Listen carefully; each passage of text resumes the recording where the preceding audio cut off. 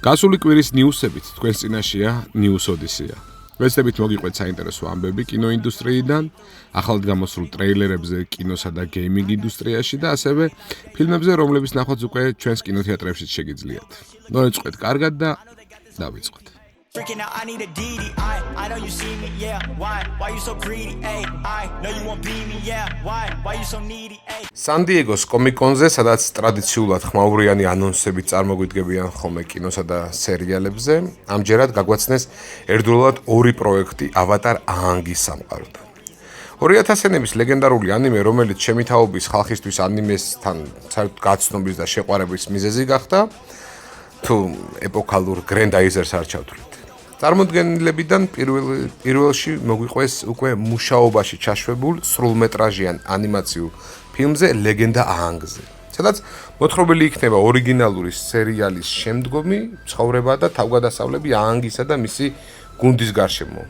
პრემიერას ველოდებით 2026 წლის 9 ოქტომბერს. ხოლო მეორე ანიმაციური სერიალი 7/64, რომელშიც მოვლენები უკვე ლეგენდა კორას შესახებ შემდგომში ვითარდება. ახალი ავატარი ამჯერად მიწის ხალხის წარმომადგენელი იქნება, რომელსაც კლიმატური კატასტროფის შემდეგ მოუწევს მასთან ერთად მოგზაურობა და ცივილიზაციის ბოლო 7 შემორჩენილი თავშესაფარის თუ ნავსაყუდელის გადარჩენა.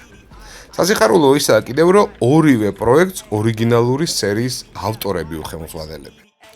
ედი მერფი მას განაცხადა, რომ ისიც დროს არ კარგავს და ორი საკულტო ფრანშაიზაზე მუშაობს. მან განაცხადა, რომ შრეკის მეხუთე ნაწილზე მუშაობა ფაქტიურად დამთავრებულია და ის იწყებს ვირის სოლო ფილმზე მუშაობას. სიუჟეტი ვირის, მისი მეუღლე დრაკონისა და შვილების გარშემო განვითარდება. ასევე ედი მოგვახსენა, რომ ახალ ვარდისფერ პანტერის რიმეიქშიც მიიღებს მონაწილეობას და არც მეტი არც ნაკლები ინსპექტორი ჟან კლუზოს როლს მოირგებს. იმედია ედი მერფის ზღვა ქარიზმა შეძლებს მაყურებლის გულის მოგებას და პროექტს იგივე ჰეითი არ ელოდება ქსელში, როგორც ეს ახალი ჰარი პოტერის სევერუს სნეიპის როლის შემსრულებელს პააპა ესეიდუს დაატყდა თავს. დისნეიმ წარმოგვიდგინა ყველაზე წარმატებული სამეცნიერო ფანტასტიკური საგის ავატარის მესამე ნაწილის, სახელად ცეცხლისა და ფერფლის ტრეილერი. მოვლენები ისევ გამოგზაურებს ულამაზეს პლანეტა პანდორაზე, სადაც ჯეიკ სალი თავის ოჯახთან ერთად შეეჩეხება წინააღმდეგობას არამხოლოდ დამპყრობელი ადამიანების, არამედ აბორიგენული ტომისგან სახელად ნეშ. ცეცხლთაყვანის მცემლები ვულკანურ მიწებზე ცხოვრობენ, სადაც ჯეიკი თავის ოჯახთან და თანამძრახველებთან ერთად თავის შეფარებას გადაწყვეტს. ტრეილერი თუ ვიმსჯელებთ, ნამდვილი ეპიკი გველოდება წინ, როგორც სერიის გასულ ფილმებში იყო. ზოგადად, ჩემი სუბიექტური აზრით ავატარი წარმოადგენს ეტალონს თანამედროვე კინემატოგრაფიაში. ვიმეორებ თანამედროვეში, რადგან ის იყენებს ყველა მიღწევას თანამედროვე ტექნიკისა ვიზუალურ თუ ხმის ეფექტების მხრივ. იდება უზარმაზარი შრომა. ნახეთ უბრალოდ სხვაობა წლებში სერიებს შორის და ის გაიაზრეთ, რომ გადაღებები არასოდეს გაჩერებულა, COVID-ს თუ არ ჩავთვლით. ამას დაუმატეთ საკმაოდ საინტერესო სცენარი, მსახიობები, თვით კამერონი და რა ვიცი. ვინც ამ ფილმზე მიდიხართ, IMAX-ის კინოთეატრში და მე უკმაყოფილო რჩებით ან რაღაც თქვენი მოსაწონი ვერ ნახეთ. თქვენ ალბათ ფეხბურთზეც რომ მიდიხართ, იქიდან უკმაყოფილები ბრუნდებით, რომ მესხი და დარასელი არ თამაშობთ. ასე რომ აქვე გაიაზრეთ, სად მიდიხართ, რას უყურებთ, შესაბამისად დატყბით იმით, რაც გვაქვს. ავატარი მართლაც საუკეთესო. სან-დიეგოს კომიკონზე შოურანერმა რონალდ დე მურმა მაყურებლებს მოუყვა God of War-ის, იგივე ომის ღმერთის გადაღებების თაობაზე. მან გაუმხილა საზოგადოებას, რომ აქამდე თამაში-ნათამაშები არ ქონია და ესე ვთქვათ YouTube-ზე სიუჟეტური გასვლებით გაეცნო. მაგრამ მიუხედავად ამისა, ის ძალიან მოიხიბლა სეტინგით, მითოლოგიით და უმთავრესი გამოწვევით, მამა-შვილური ურთიერთობებით. ის მიხვდა, რომ ამ სიუჟეტს დიდი პერსპექტივა ექნება ეკრანზე და ძალიან კარგად შეძლებდა მათ მოწოდებას მაყურებლებისთვის. სერიალის შექმნისთვის ასევე მოიწვიეს კორი ბარლოკი, გენდირექტორი აღნიშნული თამაშისა, რაც გვაძლევს იმის იმედს, რომ მაქსიმალურად მიახლოებულ სიუჟეტს მივიღებთ თამაშთან. პირველი სეზონი 10 სერიისგან იქნება შემდგარი, მაგრამ მათზე მუშაობა, როგორც მური გვარწმუნებს, ჯერ კიდევ მიმდინარეობს და ამიტომ სიუჟეტური მინიშნებებისგან თავი შეიკავა. ამაზონმა მიუხედავად პროექტის სინედლისა, მაინც უკვე ბიუჯეტი გამოყო მეორე სეზონისთვისაც. სერიალს უნდა ველოდოთ მომავალი წლის დასაწყისში. მეორე სეზონს შესაბამისად ალბათ 1 წელიწადში. Witcher 4-ის შემქმნელებს მართლაც რომ ურთულესი გამოწვევა ელით. როდესაც გიწევს ახალი ნაწილის გაკეთება იმ თამაშისა, რომელიც ბევრისთვის ყველა დროის საუკეთესო თამაშია, როგორც მინიმუმ RPG-ის ჟანრში და შეიძლება საერთოდაც, მართლაც დიდი პასუხისმგებლობაა, მაგრამ პროექტის დირექტორი ფილიპ ვები ამბობს, რომ ის იაზრებს, როგორ სკულპტუროზურლობითაა შექმნილი მესამე ნაწილი და ყველაზე უაზრო სვლა იქნება სიის მიხედვით მივყვეთ და ყველა ასპექტი გავაუმჯობესოთ. მისი თქმით, ყველაზე მთავარია გარემოს და ემოციის შენარჩუნება. იქნება რაც მოთამაშეები აღნიშნული თამაშის გასვლის შემდეგ ეუფლებოდათ. სამყარო და სეტინგის განწყობა. ის აქვე აცხადებს, რომ მიუხედავად მესამე ნაწილის სიდიადისა, მისთვის ტრილოგიიდან ყველაზე საყვარელი არის ზუსტად რომ პირველი ნაწილი და ანალოგია მისკენ უფრო იქნება. რეჟისორის სიტყვებიდან გამომდინარე შესაძლებელია უფრო წიგნისეული სიუჟეტის ველოდეთ და ახალ ნაწილში რაღაცას უფრო ორიგინალთან მიახლოებულს შევხვდეთ.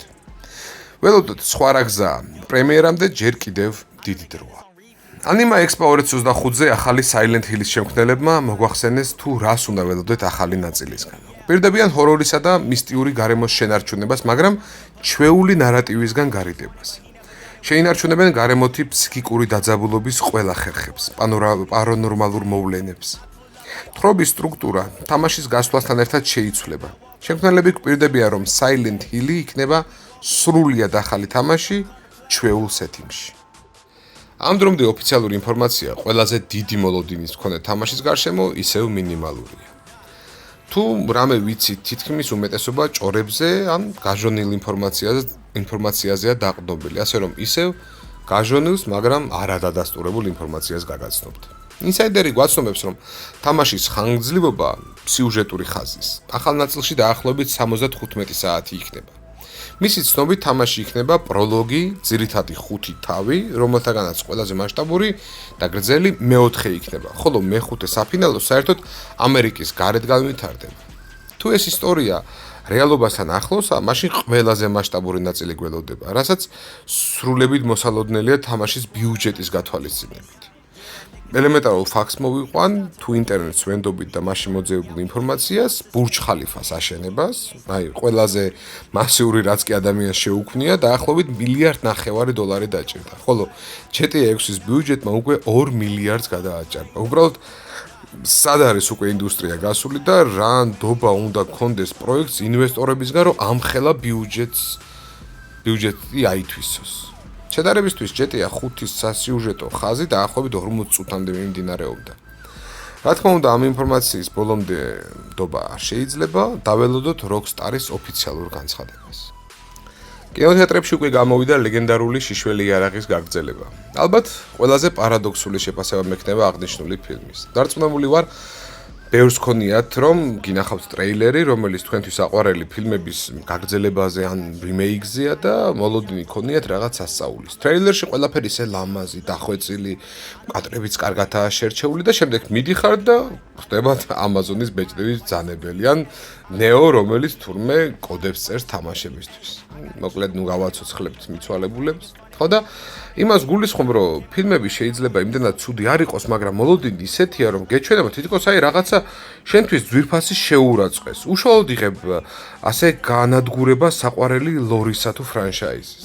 ხო და გონი ახალ შიშველ პისტოლეტზე სრულიად საპირისპირო დავემართა. ზოგადად იმდენად გენიალური მიმაჩნია პირველი ტრილოგია, იმდენად დახვეწილი იუმორით, სადაც ზუსტი ზღვარი გადის აბსურდულს, დაბალხარისხიან იუმორსა და გემოვნებიან შონის, რომ აი ზუსტად ამიტომაცაა გენიალური. ახალი ვერსიის ტრეილერში კი აი ძალიან გუნდამძიმებულმა დავიწყე ახალი ფილმის ყურება და ხო ის აუცრებავ. სრულებითაც არაა ცუდი. არა, ძმებით სუკერების ნამუშევრისგან ძალიან შორსა, მაგრამ თანამედროვე მართლაც რომ toilet humor-ზე აგებულ ფილმებს ბევრად ჯობია. არა, არ გეგონოთ რომ აქ არ არის ტუალეტთან ან ჩასვრასთან ინსპირირებული იუმორი, მაგრამ ფლენობაში ღირს ყურებად. დარწმუნებული ვარ, ერთი 3 სცენა მაინც იქნება, სადაც ძალიან კარგ უნებაზე დადგებით. ჩემგან კი იმის გამო რომ რაღაც მაინც გამოუვიდა და ედი მერფის ზამუნდას პრინცის იგივე გამგზავრება ამერიკაში მეორე ნაწილის მსგავსი შლაკი არ მივიღეთ. შეფასებას ვაძლევ 10-დან 6. ნუ დაგვავიწყდება რომ მაღალი დონის იუმორი ნამდვილად არა და არც პირველ ტრილოგიას უახლოვებ, მაგრამ მთლიანობაში კარგი ფილმი გამოვიდა. წადით და გაერთეთ. მულტიპლიკაციის მოყვარულებს ნამდვილი საჩუქარიგელით. კინოთეატრებში გამოვიდა ცუდი ბიჭების მეორე ნაწილი. არ ვიცი რატომ, მაგრამ პირველი ნაწილს საკმაოდ მწირი გამოხმაურება ჰქონდა და იმ ხუხილი დარჩაიარა, როგორც ეკუთვნოდა. დარწმუნებული ვარ, ბევრ შეიძლება გამორჩევნოდა კიდევაც, მაგრამ სრულიად უმიზეზო. ესა არაჩვეულებრივი მულტფილმი, როგორც DreamWorks შეეფერება. ზე ქარიზმატული პერსონაჟებით, არაჩვეულებრივი სცენოგრაფით, სასწაული ვიზუალით, მუსიკალური ხაზით, სიუჟეტით და უზარმაზარი მორალით. მოკლედ, ყველაფერი აქვს, რომ იყოს საუკეთესო და ჩემთვის ასეც არის. და მეორე ნაწილმაც ოდნავადაც არ გამიცრუა იმედები. უბრალოდ პირველი 5 წუთის დრაივი დიდ ეკრანებზე ნახვისას უკვე ჯობს Disney, რასაც იღებს იმ შლაგს თითქმის 90%. 5 წუთი გავიდა და უკვე ხვდებით სად ხარ და რასაც უყურებთ. მაგრამ არ დანარჩენი მოგანწყენდი. ისევ სწორ საფეხურზე მყოფი იუმორი, ახალი საინტერესო პერსონაჟები. ოდნავ არ მომეწონა სიუჟეტის თვითონ ფაბულა, ხერხემალი თითქოს მოდით კარგი სცენებით დავხუნძლოთ ნაძვის ხესავით, კარგი ხუმრობებით და იმუშავებს. მაგრამ სამწუხაროდ ეგრე არ მუშაობს. მხოლოდ ამისთვის უწერ 9-დან 10-დან 9-ს. აუცილებლად წადით შვილებთან, მეგობრებთან, მშობლებთან ერთად. მულტფილმში ყველა ასაკის ადამიანისთვის მოსაწონი სიუჟეტური ხაზებია. უბრალოდ ერთი თხოვნა. წასვლამდე უყურეთ პირველ ნაწილსაც. ჯერ ხომ უდიდეს სიამოვნებას მიიღებთ და ახალ სერიაში ბევრი ხუმრობის გააზრებაშიც დაგეხმარებათ.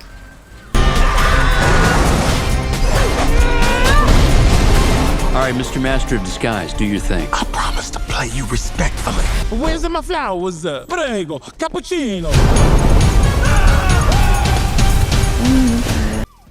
დღეს ამით დავასრულოთ. თუ მოგეწონათ ვიდეო დაგვალაიქეთ, თუ ზოგადად კონტენტი არ დაგავიწყდეთ გამოწერა, რათა არ გამოგჩეთ შემდეგი ვიდეოები და აბა შეხვედრამდე. კარგად.